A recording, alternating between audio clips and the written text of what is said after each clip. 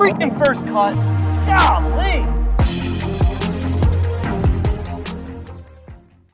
Welcome to the First Cut Podcast. I'm Rick Gehman, and we're back. Episode 1 of 2023, your DFS preview for this week's Sentry Tournament of Champions. We are moving. Sia Nejad is here. Sia, Happy New Year. Happy New Year. My long love affair that I have every 4 or 5 months during football season is coming to an end slowly, and we're having this golf rebirth. By the way, it's an open relationship. I'm not cheating on anybody. This is really exciting. I can't wait. I don't get what everybody likes about football. That's got to be like sarcasm, right? I mean, it's like kind of sarcasm. Yeah, it's like kind of a bit. I get what everyone's saying, but yes, it's true. For 4 months, football gets to be kind of the big boy that everybody talks about, but not so much anymore, Greg DuCharme, because it's Maui week. It's not only Maui week, Rick, but I mean, this is so exciting. Look, I'm looking at this field, and I'm going through all the research and looking at all the players, and it's unbelievable. This is going to be from January, from this week, from right now until the Tour Championship. This is going to be a jam-packed year. And then after Tour Championship, we have Ryder Cup. I mean, it is so cool what we have going on this year. And it's starting off with probably the best the best Sentry Tournament of Champions field that I can remember. Well, I mentioned like we're back at it. That means 6 days a week. So I did some quick napkin math, Sia. I think over the next 252 days, we're going to produce about 216 episodes, nearly every single day from now until, post Ryder Cup. Yeah, it's pretty crazy. And this is something we highlighted at the First Cut podcast. Almost not every show, but every so often we were like, hey, this is the only golf show that you're going to be able to see on a pretty much a daily basis. And I think that's a really unique feature here. We talk DFS today, we talk bets, we talk so many different things, including recaps after each day. I think this is really like a one-stop shop, which makes it a really cool thing to be a part of. Yeah, so the cadence looks as follows. Mondays are your DFS previews. Tuesdays, those are your mega preview pods, your storylines, your betting previews, your one and done. Greg, we'll talk about that in just a second. And then after every single round, Thursday, Friday, Saturday, Sunday, or when we get to Torrey Pines and it's Wednesday, Thursday, Friday, Saturday, round by round recaps. That's coming from very few places. I think the number of places that's coming from is one. Yeah, and it is it's well worth it. It's so fun, and it's so amazing that there's real stuff to talk about every single time, right? I mean, it feels like a lot. People ask me sometimes, out on the street, people I know. These aren't people strangers. Stop you on the street. No, these are people I know. Greg DuCharme? I tell them about it, and they say, no, it's not at any grocery store. I did go to the grocery store, by the way. Whoa! What went wrong? How did you end up at a grocery store? What disaster occurred? I'll keep this quick because we have a lot to talk about. But I pulled in. The parking lot was total mayhem. Okay, it was mayhem. I parked as far away as I could, and there was 2 spots next to each other. I like to park where there's no other cars around me. I will park far. I don't like to look for the closest spot. I park where I have the most space. Preach, also, baby. You got car seats, right? I got kid. I am door ding central if in a jam parking lot. So we go in. This is my one son was at camp, so it was 3 of us. And when you walk in the door of this grocery store, there was legitimately traffic, grocery cart traffic. And I was right as soon as you walk in, you could barely get in. And there's another way to go. Everybody's trying to go down the same. What are you doing? Go around, so I dart around and we had to get like 4 things and it took forever. I said, I might never come back. I mean, this is what you're describing is why when I go to a PGA Tour event, I walk the course from 18 to 17 to 16 to 50 because everyone walks it in the other direction. What are these people doing? I mean, you're all going the same way. Somebody's gonna get hurt, right? And you're not gonna you can't move. There's nothing worse than unintentionally standing still. The only thing worse is sitting still in a car. But lines are not for me. And you bring up a good point though, because a lot of people, sorry to cut you off, they go to the right. They start in the right where the produce is. You don't need to do that. You can just swing a left and you'll see those aisles are kind of freed up. This is actually really good advice. Very good practical advice from Greg.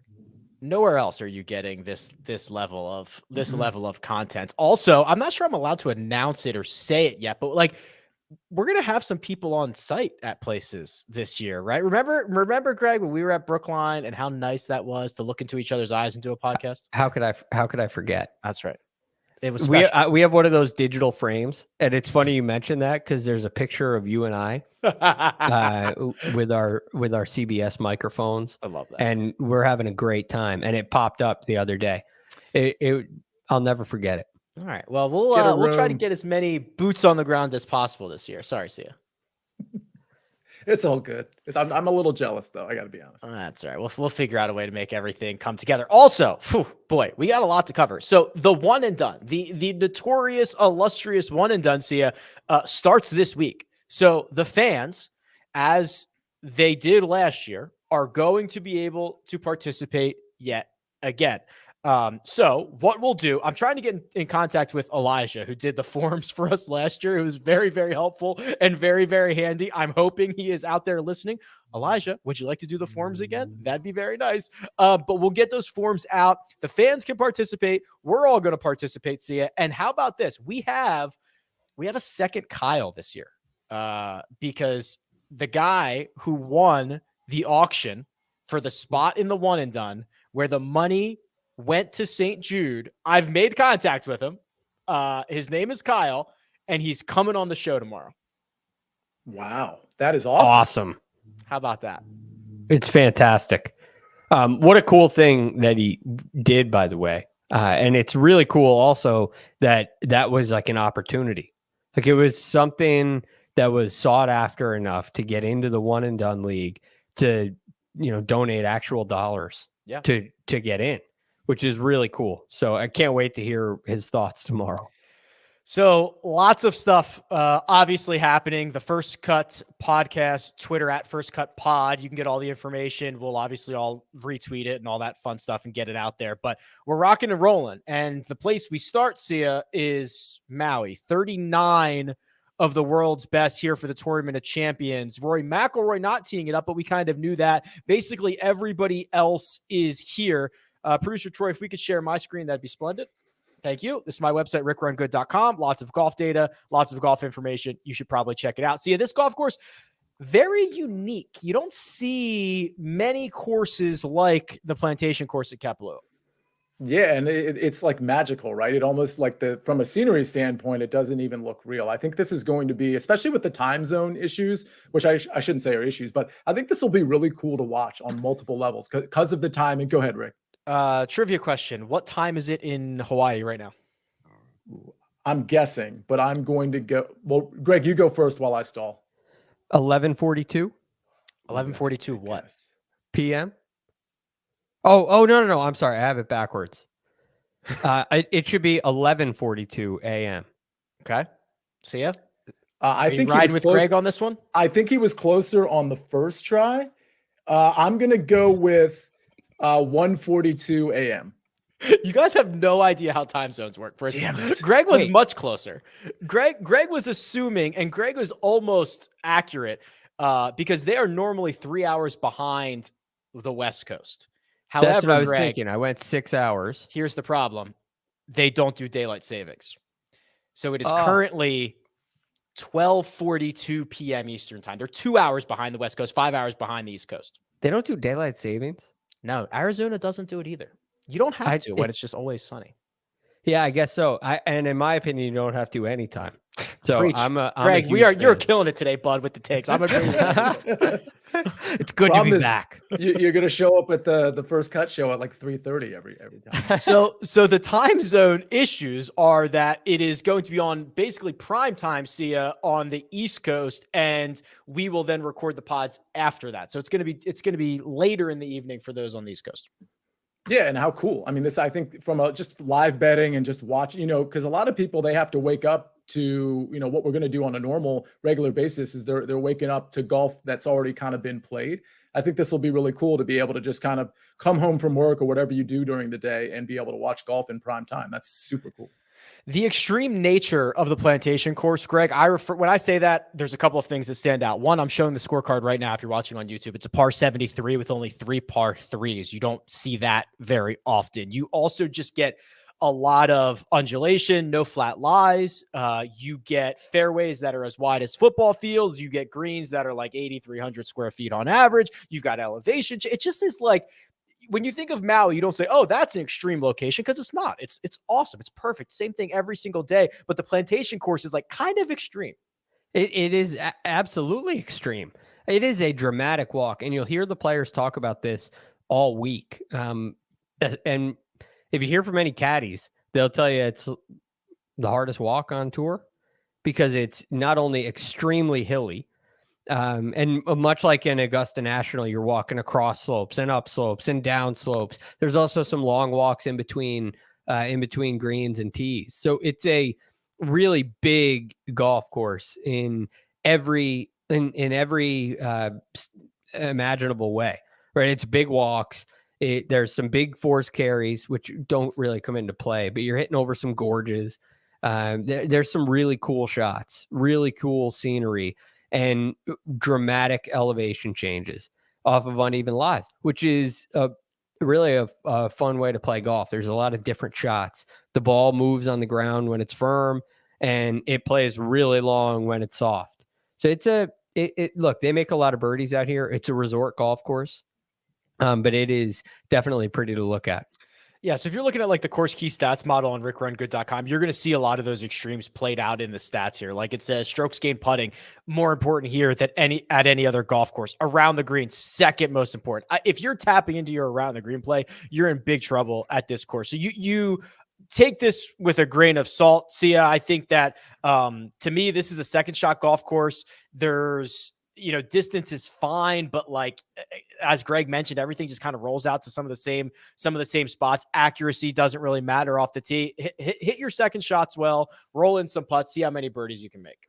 Totally. And so scoring stats are going to be big. Approach stats are going to be big. I do want to ask about driving distance though, because, I know there's going to be a lot of rollout. It doesn't play as long as it sounds, but at the same time, when we look at leaderboards, and I saw somebody, it might've been PGA Splits who tweeted about this earlier this morning, but talking about just looking at the leaderboards over the last few years. And I looked at them myself prior to reading this tweet. It did look like it was a lot of really long hitters, a lot of long bombers, if you will, that were inside the top 10. I mean, maybe I'm just wrong about that fact, but it seems to me that the bombers tend to do better than some of the shorter guys. Without knowing, sorry, Greg, without knowing what those leaderboards look like or anything like that, without in front of me, the problem with this event is you have to normalize all the data. Because Greg, as I'm sure you're going to mention, these are like 39 of the best golfers in the world, and 39 of the best golfers in the world are generally longer than average. So you're going to get a lot of that. You've got to normalize so that's what I do. I normalize for all the fields and stuff like that. But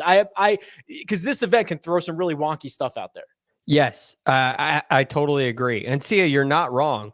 I go through prior to the week, I look at the last 3 years and the top 10 players and try to get an idea of what they all did. And based on averages of everybody in the top 10, the driving stuff is definitely the most important.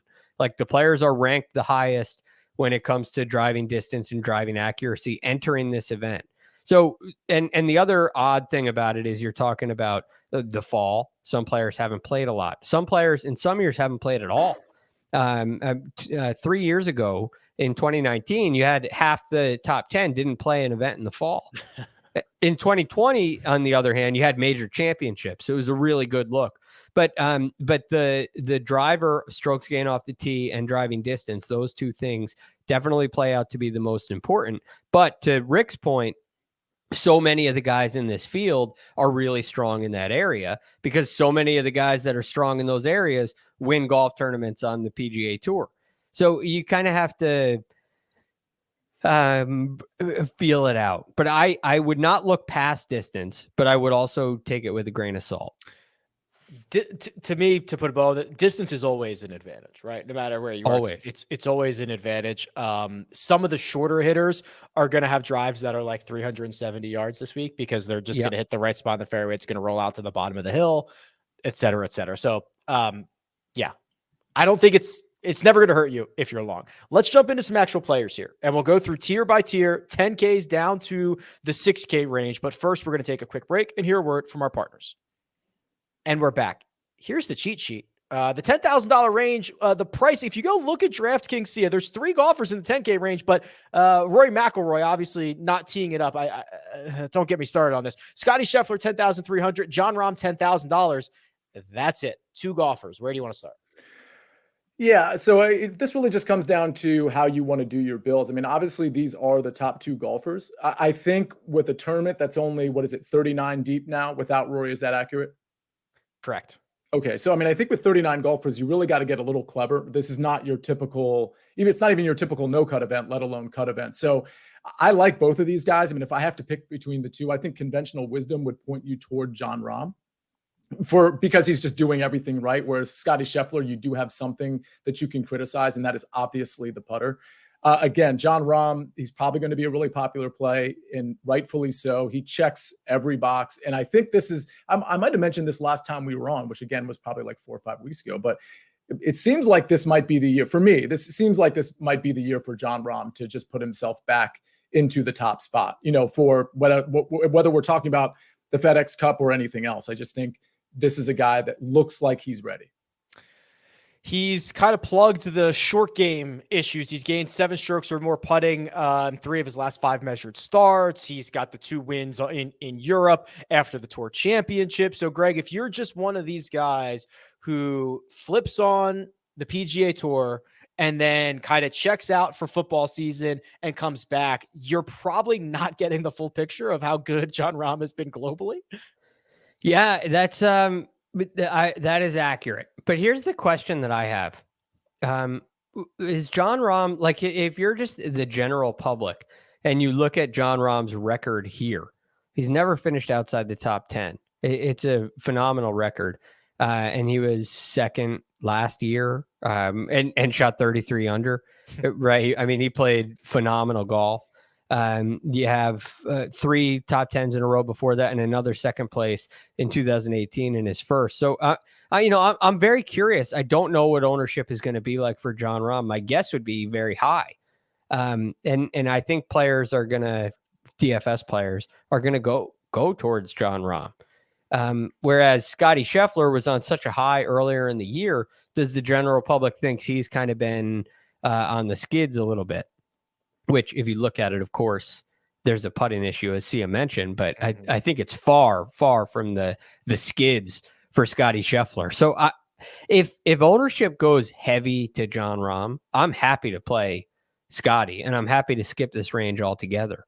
And that will be an interesting. I'd like to see what kind of ownership projections we get. But Jon Rahm is the obvious play here if ownership isn't crazy high. But Scotty's ball striking is, he's proven to me that it's enough to be a viable option regardless of what happens with the putter. It seems like the putter is the key for him to win tournament, and definitely not the key for him to contend and play well and earn a lot of DFS points. Right. So that's kind of what's happening here, right? This really bad by his own standard putting stretch for Scotty Scheffler has not resulted in a victory, but it's got a couple of runner-up finishes, a bunch of top 10s because his tee to green play has been so good. He's also a dart thrower. So here's a couple of more stats we can throw at it this year. Opportunities, those are birdie putts within 15 feet. Plus opportunities, those are birdie putts within 10 feet.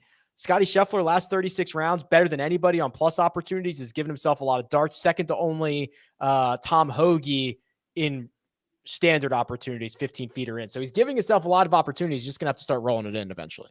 Yeah, and I could see that being a factor here. Where you also think about this course, I already compared it to in the slopes to Augusta National. Right. Scotty obviously played pretty well at the Masters last year. I've heard. And I know that it's a different test. I'm not comparing the two golf courses, but there is this kind of creative, imaginative style that seems to play out really well here. You hit it high, you hit it low if it's windy. You understand how to operate on these uneven lies, and there are very few better than Scotty in the game when it comes to those kind of things. So I could see this being a perfect fit for Scotty Scheffler, and my hope is that some people shy away because they're worried about the putter or what have you. And in that case, I'll jump all over it. The nines. Absolutely jam-packed. Justin Thomas, $9,900. He's got 4 consecutive top 5 finishes here. Patrick Cantlay, 97. Xander Schauffele, 95. Colin Morikawa is 94. Then we round this whole thing out with Tony Finau, one of the hottest players on the planet, 9,300. And Matt Fitzpatrick, speaking of guys who never stopped playing golf, he never stopped playing golf. He's 9,100. So see big names here for just a little bit cheaper than those guys at the top. Yeah, there's so much to like here. I'll start with Patrick Cantlay and Xander Schauffele. I mean, I like them both. Cantlay's results, I mean, both of their results have been really, really good here. There's not a lot for me to criticize with either of them, although Cantlay hasn't, correct me if I'm wrong, he hasn't played much lately at all, right? He's been on a bit of a break. Since the Shriners. Yeah. Since the 72nd hole debacle that ended in a runner-up finish at the Shriners. Right. That's right. So, I mean, I guess that would be the one strike against him, if you even want to call that a strike, just the lack of competitive golf. But that's not a strike for me. So for me, it's Cantlay, it's Xander Schauffele. And the other guy I like, and you mentioned him, is Matt Fitzpatrick. I mean, he does everything well to the extent you want distance here. Matt Fitzpatrick, for those of you that don't know, has certainly added distance to his game, but he does everything well, from the short game to the approach game to off the tee. Looking at his approach if you're watching us on YouTube, it's not as solid perhaps as some of the guys that are in this range or in the 10K range, but I think Matt Fitzpatrick is a nice little value at 9,100. I don't know from an ownership standpoint, I don't know where will be sort of slotted compared to some of these other big names in the 9K range, but I would imagine he'd be, on the more popular side. Probably an opportunity to talk about experience, Greg. You mentioned it's kind of a creative course. You kind of maybe have to see the lines. Fitzpatrick going to be making his debut. There's another guy we're going to get to in a second, Tom Kim, also making his Tournament of Champions debut. They are 1 and 2 in strokes gained putting on Bermuda. So there's kind of this, you've got two guys with really great skill sets, really good surfaces, but they've never seen this course in competition. How much do we worry about that? Yeah, I don't worry about it too much. Okay. Now, there are dramatic shots, but I think the players in today's day and age understand how to adjust for elevation pretty quickly. And they study hard, but they don't have to study as hard as you used to. They kind of figure it out and they learn pretty quickly. And most of these guys out here, especially those who are playing in this tournament, are quick studies. But the interesting thing about the Bermuda thing is these Bermuda greens are typically a lot slower. Yes. And that's because they're a lot more undulating. There's a lot of shelves. There's a lot of slope in them, and there's wind. So they can't get as fast. You think about a lot of the Bermuda green golf courses in, say, Florida. And I mean, they are pool tables, but there's not a ton of undulation to them. You get up to the Wyndham and you get into East Lake and you have some undulation and some speed as well. But most of the time, Bermuda greens are very fast. And in this case, they're very slow. So I take that with a grain of salt as well. It's a unique case of Bermuda grass greens. But I'm not worried about experience. Not really. I'm not really looking into it much. Greg, I'll bounce this right back to you because I didn't really give you a chance on this 9K range. How would you like to assess this tier? Well, I'm having a really hard time with JT, Cantlay, and Schauffele, kind of deciphering between the three. Okay. Again, obviously curious how ownership will play out, but I think all three of those guys are very playable options depending on your build. But I also, the guy that I have circled who I feel like I got to get in my lineup is Tony Finau. And the reason is, one, that the distance is one thing for sure, but he's played here 3 times. And if you look at his record here, he has he has one top 10. It's a T9, right? And in an event with less than 40 players, just about every year, it's not really a great record. He has a T19, a T31, and a T9. But in all 3 of those events, he lost strokes putting. But if you look at what Tony Finau did entering this event, what he's done recently, it's just the opposite.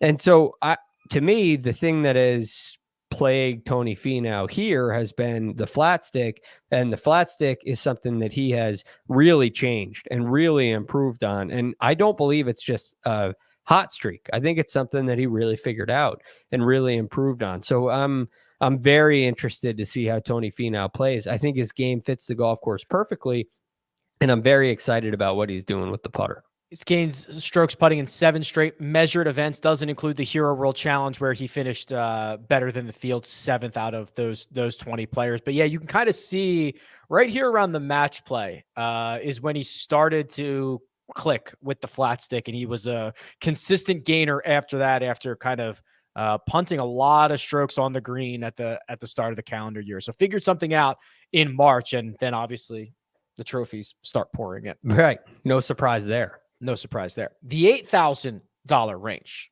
more fascinating stuff. And then the value at the bottom of the board. We'll continue this conversation, but first we're going to take a quick break and hear a word from our partners.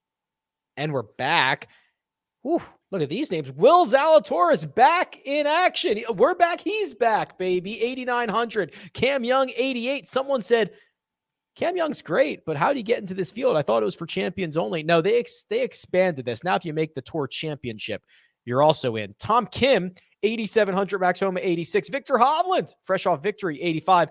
And then the bottom of this range is Sam Burns, Sungjae Im, Jordan Spieth, Hideki Matsuyama, and that pesky little Brian Harman. Sia Nejad, the 8Ks are yours. I love the potential. By the way, you kept saying back and Will Zalatoris, and I don't know if that was like a dig at his injury. No. Herniated discs, by the way. Herniated discs, which, by the way, he did not get surgery on those. Is that accurate? You know what's so funny? Greg will know the answer. So here, I thought he did, and then I Googled it earlier, and I could not find it. I don't believe he did. They don't always need surgery, I've learned.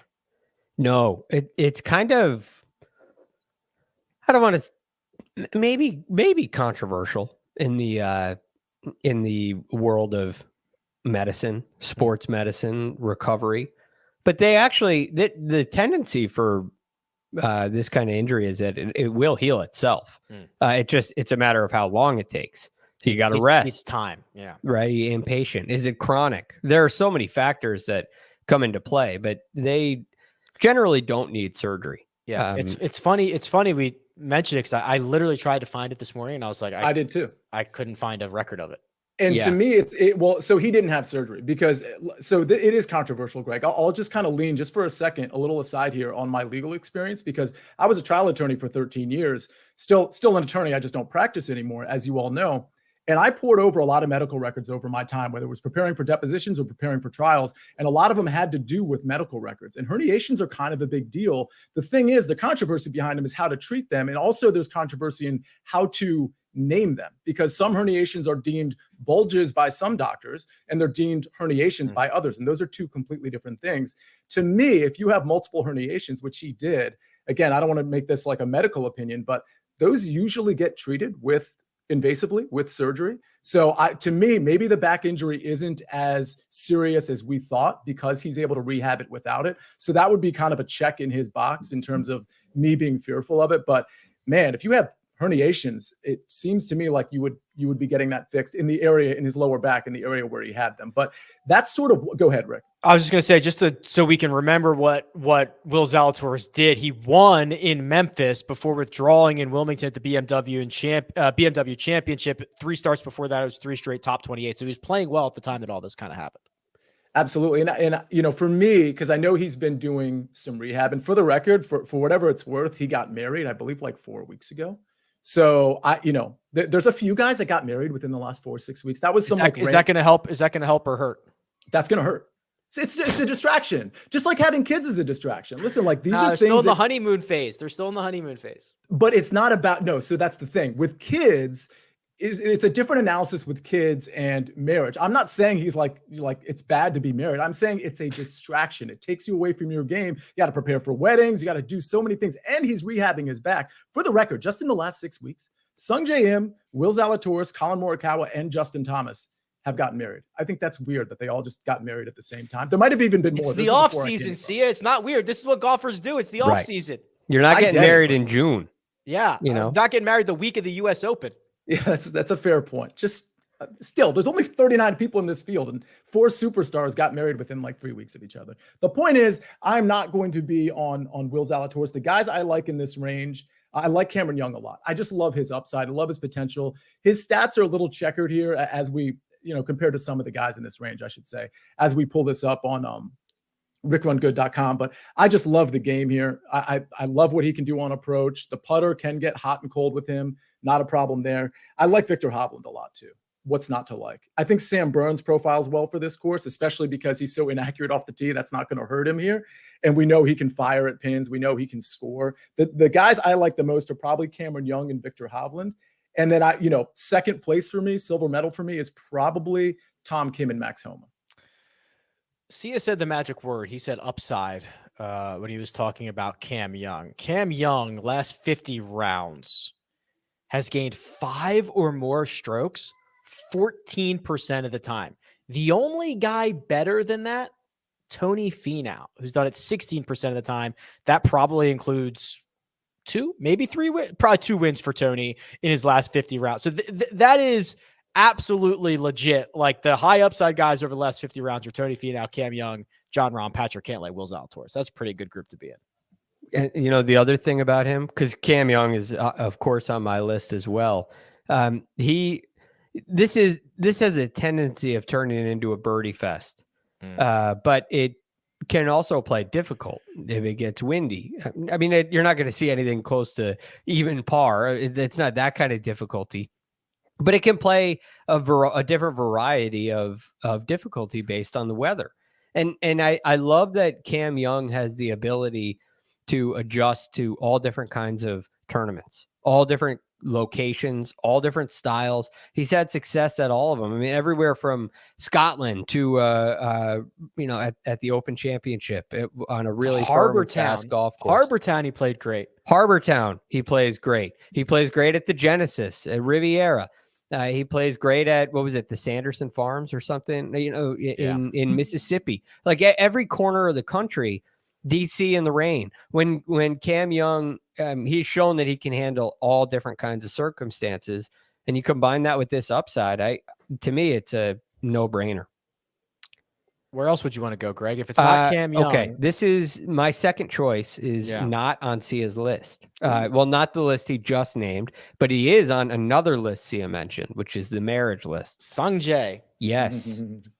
Sungjae Im. I love his record here. He's got a T8 last year, T5 the year before that. 2, I love what Sungjae can do with his iron play. His proximity to the hole is lethal. And I love what Sungjae Im does off the tee. So when I was looking at guys who finished in the top 10 in this event, the thread for me was really, really long stretches of strokes gained off the tee. Like the one thing that stood out to me, and you could throw every grain of salt you want into it. Leading into this event, guys who finish in the top 10 have a great track record off the tee. And Sungjae has been, he's had it on a string off the tee. And I know you can hit it everywhere. I know all those points are valid, but I've noticed that really strong drivers of the ball have success here. And that's not all Sungjae's leaning on, which also helps. 14 straight events he's gained strokes off the tee. Get Hayden Buckley in this field. I think he's at 17 right now. Get him in this field. I would love to see that because that guy can strike. I can't wait to see what Hayden does this year. It's going to be massive. His approach game was pretty good too.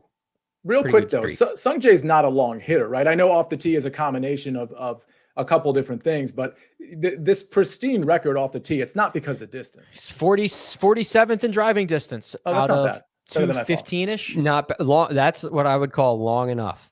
Yeah, no, that's longer than I thought. I thought he'd be in more like the 75-ish range. Fair enough. Yep.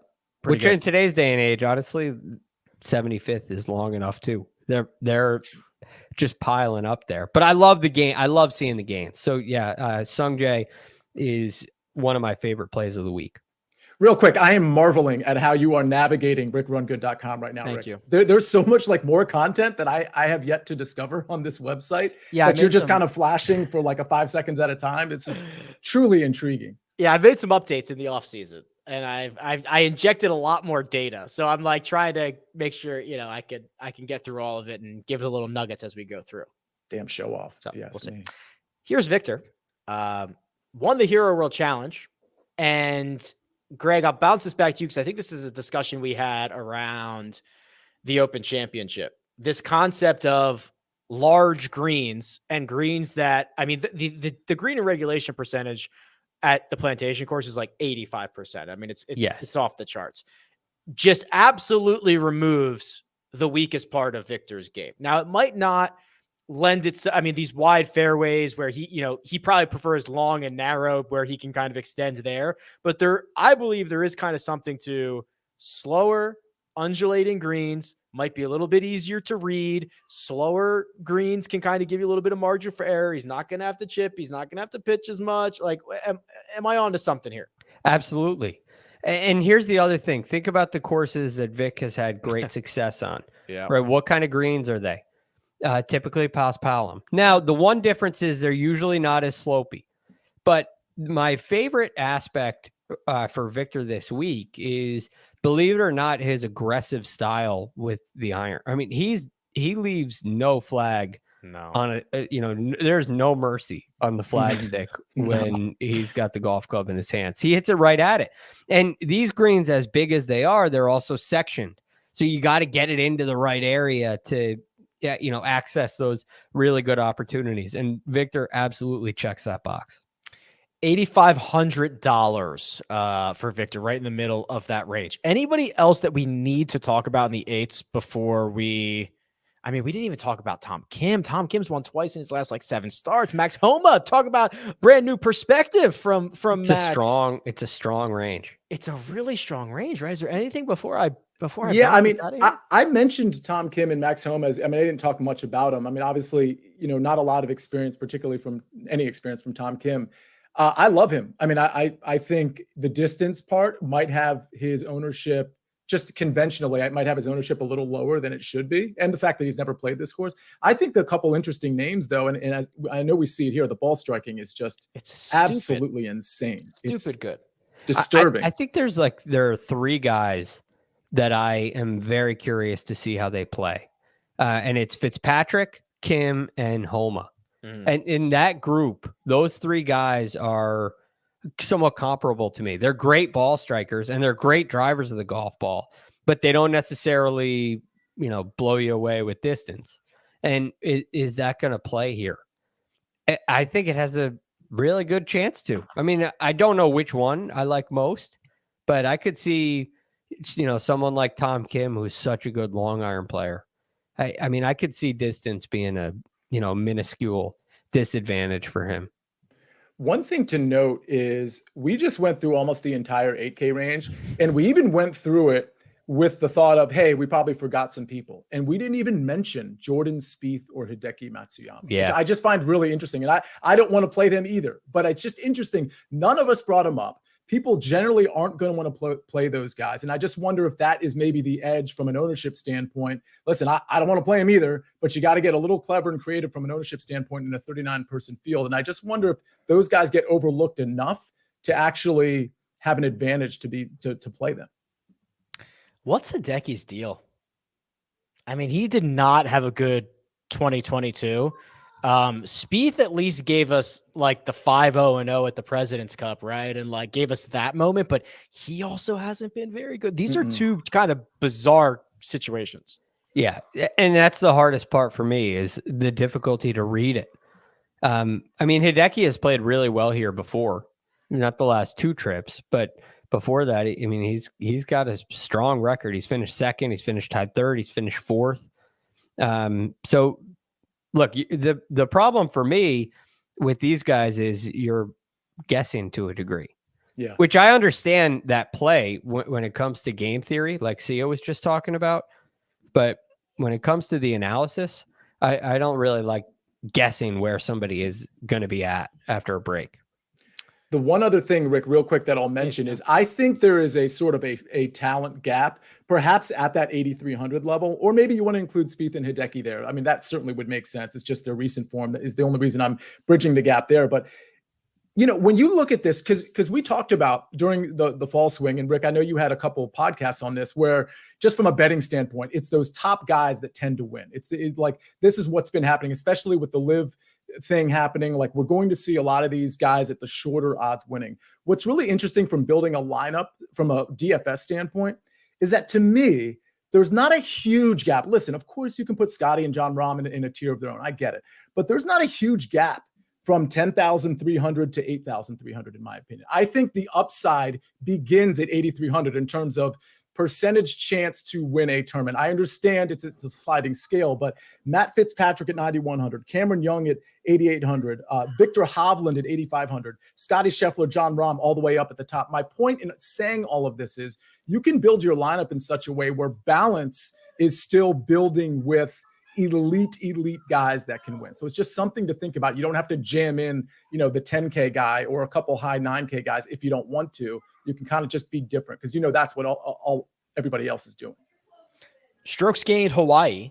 That would be Sentry Tournament of Champions, Sony Open. I was trying to cherry pick the best I could for Hideki. I think I got it. Last 8 years, so back to 2016, there are 2 golfers who have played at least, call it 30 rounds in Hawaii and have gained at least a stroke per round. One, Justin Thomas, handful of wins.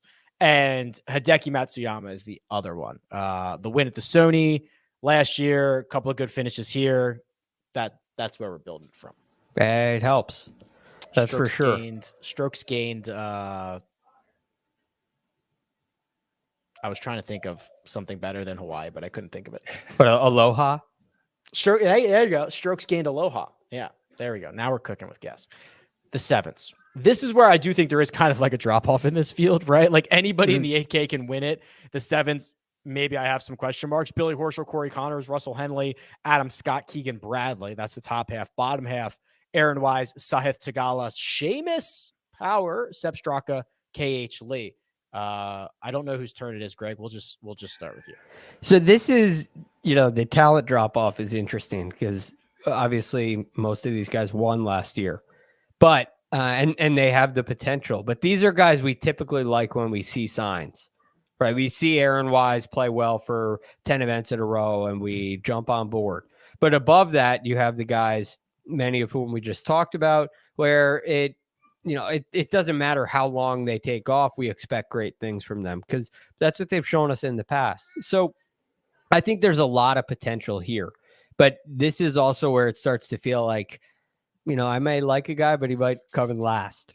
There's that, the other side of the equation is much more in play down here. That being said, I think my favorite play in the 7K range is Keegan Bradley. Yep. Mine too, by the way. Surprisingly, sorry. Wow, Keegan. Yeah, I'm very interested in Keegan. One, I really like what I'm seeing off the tee with him.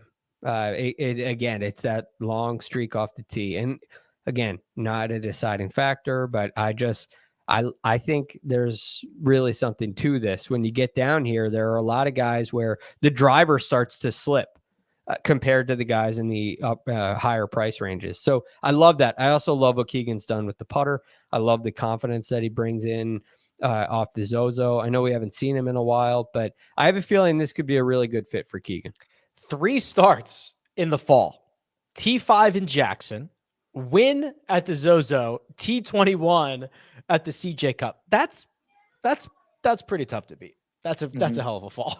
Yeah, it's a phenomenal fall. It's phenomenal. And he's gained strokes putting in his last 2, at least 2 strokes in each one. And he's played well here before too. He came and tied 4th. It was way back in 2013. But you know, I think he may have answered the putting question to some degree, enough for me to really like him, especially at 7,500. Here's the real Greg DuCharme trivia question. So he played this event in 2013. I do not know the answer. I will scroll down and find the answer. So this is what did he win? What did he win in 2012 to get into this? I don't know the answer, but I'll scroll. Well, I know. I feel like it was the AT&T Byron Nelson. So, okay. I know for sure he won a playoff event at some point. That was right? I think that was more 2017. Recent. Yeah, that was more recent. That was at Aronimink against Justin Rose. Yeah. So what would he have won in 12? You think it was like a Byron Nelson? Yeah, like HP was it sponsored by HP or something? That might be the right answer. See, do you have I have zero idea what he won in 2012. No, Crown but that was Plaza Invitational would be another guess. Such a good one, yeah. Or like the Jason Penny good. Open. Yeah. No, I don't have anything here, but Greg looked at the camera like, yeah, I know my stuff. It was very subtle, but if you rewind like 15 seconds, I was impressive, Greg. The playoff. I know. I don't know. Right. I don't know what you're talking about, but it was the WGC FedEx St. Jude. Oh, wow. That doesn't seem right. August of 2012. Right. So wait, he's won a WGC and a playoff event? So WGC, so that was what? That was the Bridgestone. That was the Bridgestone then. Yeah. So so here you go. So he did win the HP Byron Nelson, but it was the year prior. So okay. That was 2011. Then he won the PGA Championship same year. Then he won WGC. If we were doing this podcast in August of 2012, we would have been like, holy crap. Keegan Bradley's just won 3 events in 14 months, a WGC and a major. Yeah. And Tiger isn't playing. It's all Keegan. And he's like king of team no putt. Like, let's go. That's a good point. That's Although what he could putt back then. He was pretty good back then. When was the ban? When was the what, 2014 or something? Yeah. So he may have some players started early. Yeah. That was like the kind of the last, maybe 2013 it started to shift. Keegan Bradley gained 9 strokes putting at the Genesis in 2012. Wow. And that was the midst of gaining in 7 straight events. So he could putt back then. Wow. What a world. Wow. Sorry, C. I think I derailed us there, but I'm looking for 7K golfers that can make an impact on your fantasy lineups this week. And I'm looking to be derailed. I like Keegan Bradley. Part of the reason I like Keegan Bradley is because my assumption is, buttressed up against guys like Adam Scott, Aaron Wise, who's, obviously a popular name these days, to hit the gala. I feel like he might get left out a little bit. Now, left out needs to be contextualized. It's a 39% field. Everybody's going to have some ownership. But I think Keegan is sneaky because I think ownership's going to travel to guys like Adam Scott and Aaron Wise. And for the record, I do like Aaron Wise as well. I just wonder how popular he's going to be at that price. Very solid fall swing. We know he can play. His weakness, I believe, is just the accuracy off the tee, which isn't going to be a problem. His game is super well-rounded. So I think Aaron Wise makes a lot of sense. But again, I think he's going to be a little popular, which is why I liked Keegan. Another guy I like that might be a little less popular, maybe, who also had a great fall swing is Seamus Power. So again, I'm trying to get guys that I think have potential, but also might be at least a few percentage points less popular than some of these better names. If you like small sample sizes, Seamus Power is for you. Okay. Nice. Last 12 rounds, just 12. Don't go to 13. Just 12. Don't go any further. Seamus Power, best player in this field. 2.71 strokes gained per round. Better than John Rahm, better than Scotty Scheffler. Greg, it was a win, and then he backed it up with like a T5 and a T3. And some of it was I guess that's counting strokes gained total. That's just strokes gained total. Okay. So you do get those events in there. Yeah. I mean, look, it's really hard to argue with that. You can't argue with the math, Greg. That's actually, it's factual. You can't. And is there similarity to Bermuda? Some degree, coastal kind of golf course. I know Bermuda's short and this is extremely long, but it might look similar on TV. Is that worth anything? Yeah. You might say, hey, I'm at another resort. Let me go win this. I don't think Seamus Power is a bad play at all. I mean, you can't argue with the last 12 round success, but on a more serious note, he's a really solid player, and I think his game will fit. But I have one other guy I'm curious about. Sure. Very curious about. I never get him right. He's right above Seamus Power. What do we think about Sahith? So can I tell you why you never get him right? This is such a good example of like there's a million ways to get it done in golf, or a lot of different ways. So this is why you never get him right, because he never gets it. Like, okay, so let's look at this together. So you're saying it's his fault? Yeah, it's 100% his fault. So I'll do the last 36 rounds. That'll show you what I'm looking at here. All right. So strokes gain distribution. He gains 5 or more strokes to the field as often as Patrick Cantlay does. His upside, his ceiling is Patrick Cantlay. He does it 11% of the time. The problem is he only gains strokes, any of them at all, like half the time, which means his floor is like JJ Spawn and his ceiling is like Patrick Cantlay. So it's clear why you get him wrong a lot, because everybody gets him wrong a lot. All right. Well, that's an interesting conversation, but I wonder, especially Sia, I know you're not as worried about the driving accuracy. It seems to be a weakness when I watch him play. It seems like, and this would speak to that kind of that high floor and or the low floor and high ceiling. What do you make of that, Sia? I think he's a good play. I mean, I definitely think he's a good play. I think part of the reason I'm going a different direction, my guess is he's going to be really popular. I think some of these younger guys like Aaron Wise and Sahith Theegala, people just really want to get a piece of those guys and be on the front end of it, as opposed to, the back end or the middle. So I just think Sahith is probably going to be pretty popular, but I think he's a great play. I think this is certainly a decent course. The only other guy I want to bring up here, who I don't think a lot of people are going to pay attention to, but I noticed him come up on, Rick, your list when you were looking at the 5+ strokes gained metric. KH Lee is peppered throughout that list, and he is not the conventional player that you would think would be great on this course, but at a flat 7,000, he's probably going to get relatively ignored. Again, relatively ignored. I think KH Lee is a pretty smart play in this one. Yeah, it's kind of similar. It's like when he plays well, he plays really, really well. And when he plays poorly, it's just like, well, it's not worth it. Adam Scott was on there too. So we're still in the 7s. Adam Scott has flashed a lot of upside as of late. He's $7,600. So there are a couple of guys, and I think out of this range, you're looking for someone to pop. And there are a couple of guys that give you that opportunity. Mm-hmm. The 6s. The bottom of the board: Mackenzie Hughes, JT Poston, Scott Stallings. We don't know which one. $6,600. Tom Hoagie. You like that? Tom Hoagie, Adam Svensson, Ches Reavie, JJ Spawn, Luke List, Trey Mullinax, Ryan Brem, Chad Ramey. What event did Chad Ramey win to get into this? The Puerto Rico Open. No. Corrales Punta Cana Championship. He won in the Dominican, right? I think that's right. I think it was Corrales. Yeah. Ryan Brem won the Barracuda. He won. He won the Puerto Rico Open. Trey Mullinax won the Barracuda. I clearly do not know who won the Barracuda. It was Trey Mullinax? Yes. Okay.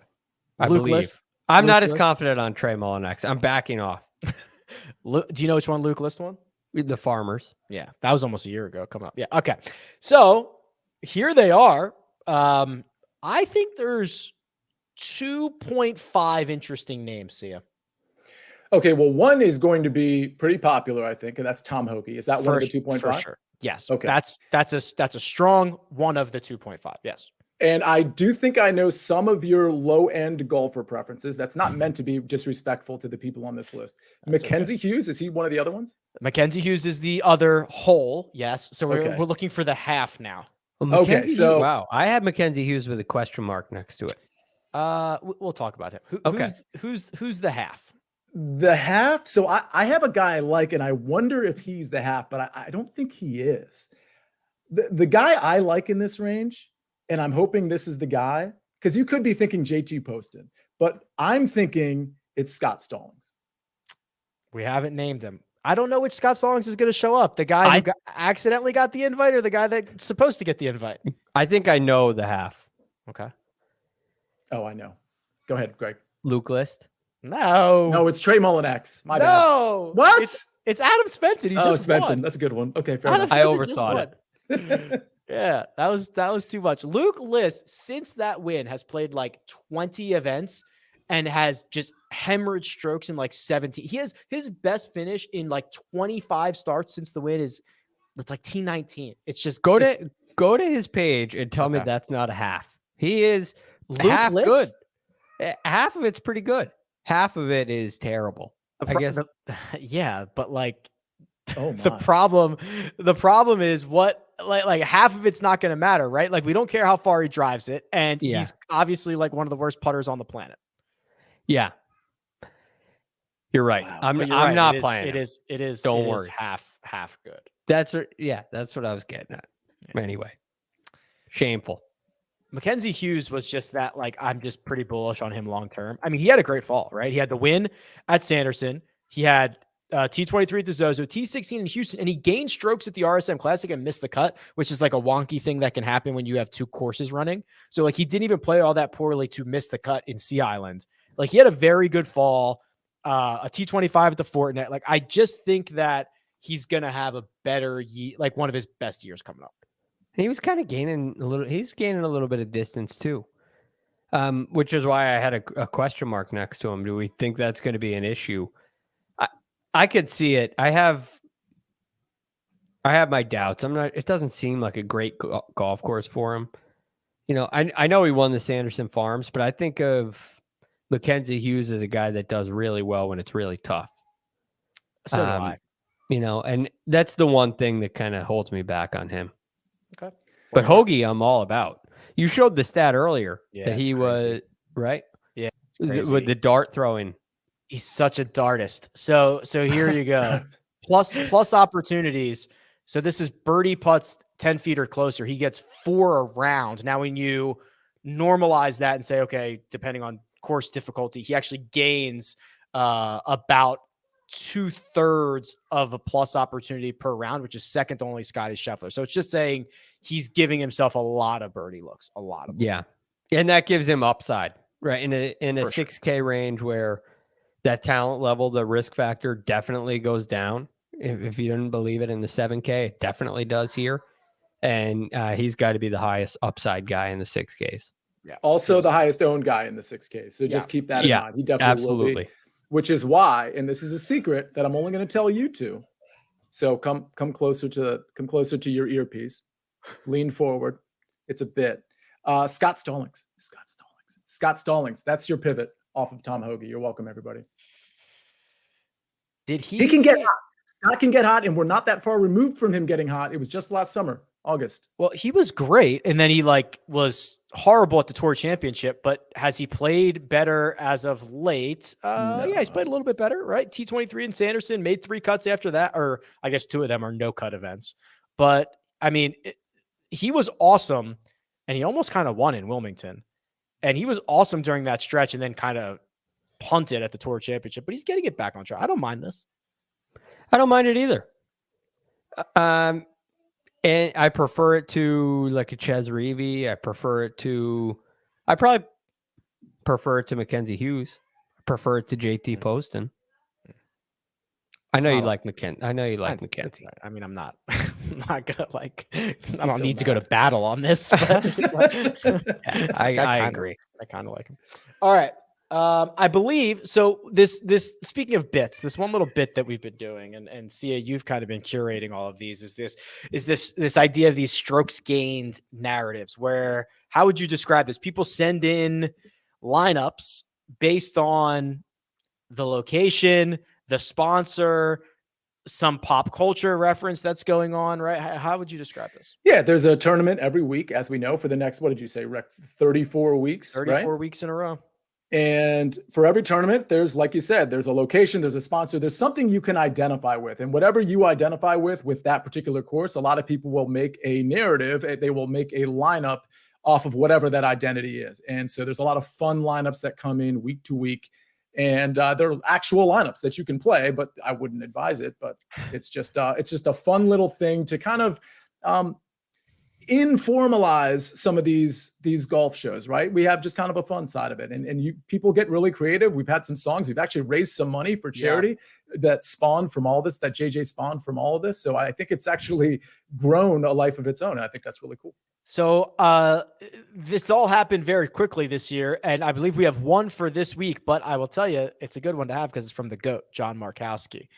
Do we have that? We do. So if you're looking to figure out like what the heck is a strokes gain narrative, here it is. This is from John. He says, I have a lot of ROM for improvement in 2023. The list is quite ambitious. I want to win a power lifting competition, spawn a strokes gain narrative YouTube channel, guest star on The Young and the Restless, and get a hoagie named after me at Wawa. Happy New Year's, fellas. Happy New Year to you, John. That is a strokes gain narrative. If you were paying attention, it's ROM, list, power, spawn, Young, and hoagie rounding out that lineup. And of course, the narrative is the resolution, which I love. Right. I love the concept. So yeah, he's the GOAT. You know, he would never miss one. Thanks, John. Happy New Year. Yep. Happy New Year, John. If you could get a hoagie named after you at Wawa, John, I'll be really impressed by that. Epic. That's good stuff. I'll fly back east and get one if you could make it happen. Good stuff. All right, gents. Yeah. Anything else? So we've got mega preview pod tomorrow, which I guess I could just look before I guess. I think it's do we do 5 Eastern or 5:30 Eastern? I think it's 5 Eastern. I think it's 5. 5 Eastern mega preview pod. We will tweet out tonight the form for you, the fans, to submit your one and done selection. So that you can try to beat us. Good luck with that. And then we'll have both Kyles presumably on tomorrow to discuss the picks and the bets and all that fun stuff, storylines along the way. Any final thoughts before we get out of here? I can't wait for this event. I'm so happy to be back. You guys invigorate me every time. So I'm fired up. Let's go. Week 1 of 34. I just saw a Twitter interaction that So coach is tweeting out something and someone replied, "Shove it, nerd," which I just thought to the coach, which is just like such a great "shove it, nerd." How about I didn't expect to hear that. There are a lot of unexpected twists and turns on this first cut episode. I would not say that to the coach's face. Maybe I would tweet at him though. I don't know. You could say that to us. I mean, any of us are way more nerd than coach. I'd be thrilled if somebody called me a nerd and told me to shove it. I'd be like, "Thank you.